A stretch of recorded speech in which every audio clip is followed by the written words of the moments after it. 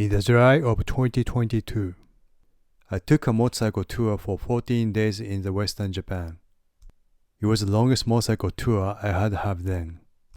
We had some extreme climatic event this summer, and the weather was hardly stable. I only had a few good days for riding during the tour.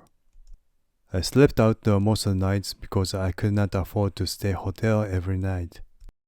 This tour taught me many things that might be useful for other camp tourists, and I'd like to share some of the lessons I learned from the experience in this video.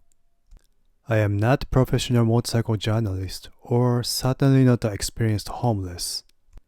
You might not agree to some of the items I listed here, and other items might not be new to you. These are my pure observations simply based on my experience through this tour. But I still hope they add something to someone's idea for their tour.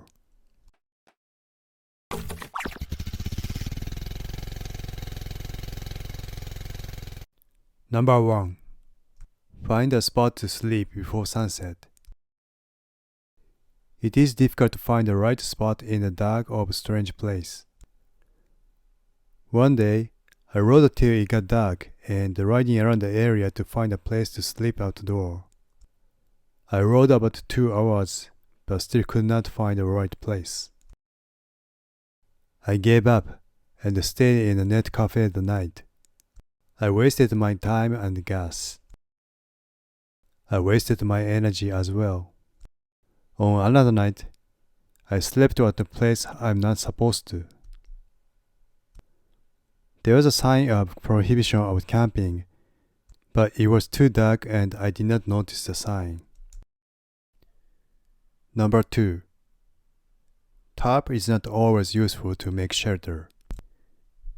Before I started this tour, I expected that I would need to sleep in various situations, like park, station, or parking lot.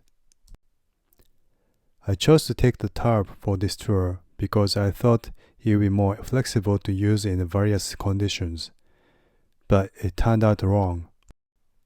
Tarp is very handy when you are out in the field, like a bush or mountain, because you can utilize many things around, like a branch of a tree or sticks on the ground.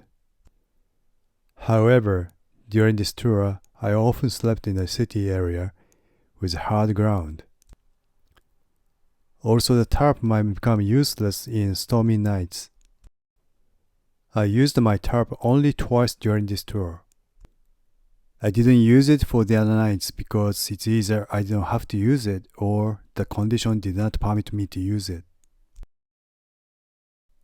Number 3. If you are tired on the road, take a nap. I had scary moments a few times during this tour. I was riding a few hours straight, and I did not realize that I was more tired than I thought. I was half asleep and lost my grip. I almost fell my bike at the corner. I learned that nap is better solution than coffee. If you feel your mind was slower than usual, just find a shade and take a nap about 10 to 15 minutes. Actually, the combination of coffee and nap might work better. I have read that research papers say that a 10 minutes nap after drinking a cup of coffee works the best to get the head clear. Number 4. Don't make light of shirt to wear. Before the tour, I took time to choose what to wear during the tour. What was the right helmet, jacket, or boots for long tour? But I did not consider the importance of undershirt much. I was wearing regular cotton t-shirts under the mesh jacket. On the day 3, I could not bear the heat anymore and bought a super light shirt made with breeze and fast dry material. I changed the shirt at the parking lot right outside the shop and felt the cooling effect right away. I got the Montbell's Wicron Cool Light thing, and it was my favorite shirt for whole summer. Just in case you're wondering, I am not paid for saying this. Number 5. Wear long sleeve clothes. It is not just for the protection in case of accident, but also from the heat and the sunlight. You might think the half-sleeve shirt was cooler, but trust me, long-sleeve shirt is better for the long tour in the heat. I noticed that I need more water when I'm riding with half-sleeve shirt on.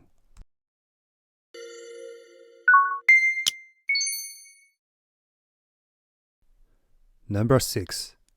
Rain slows you more than you expect. It doesn't only require you to ride in slower speed, but also make it difficult to find the road. I use my mobile phone for navigation, but it is not waterproofed, so I cannot use it in the rain. Also, the low visibility by the rain makes you miss the sign and leads to the wonderland. I miss road even when it's bright and dry. The rain makes it even worse.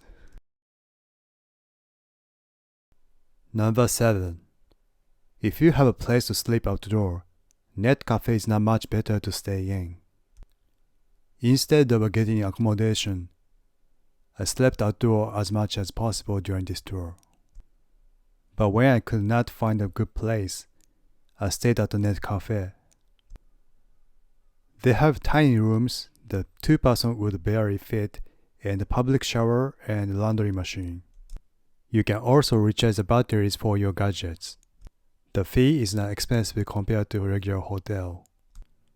If you are staying in the city overnight, it is much safer to accommodate in net cafe than to sleep on the street or park. But with the energy recovery aspect, staying at the net cafe would not do so much better. The air temperature is too cold, and other customers are walking by all the time. I had stressed by them without knowing. I learned that taking time to relax at the public bath and having good food recover my energy better than sleeping in a net cafe. And they cost less if you sleep outdoor at night. Number 8. I would like to recommend 2 items to take. One is earplugs. I could not sleep much on the first day because of a huge chorus of frogs and car noises. Earplugs would help you from the noises from other people even when sleeping in a net cafe. Another necessary item is mosquito coil. If you camp in Japan in summer, mosquito coil is a must-have item. Set light to your coil before you sleep. It will burn slowly through the night and the smoke will keep the mosquitoes away. I also had an insect repellent, but the coil worked better against the mosquitoes. I had packed these items before the tour, but I forgot where they were. I had trouble finding them at the first night and could not get enough sleep. So I guess number 9 is to organize your things so you can use it when you need. It is the same with not having it if you cannot find it.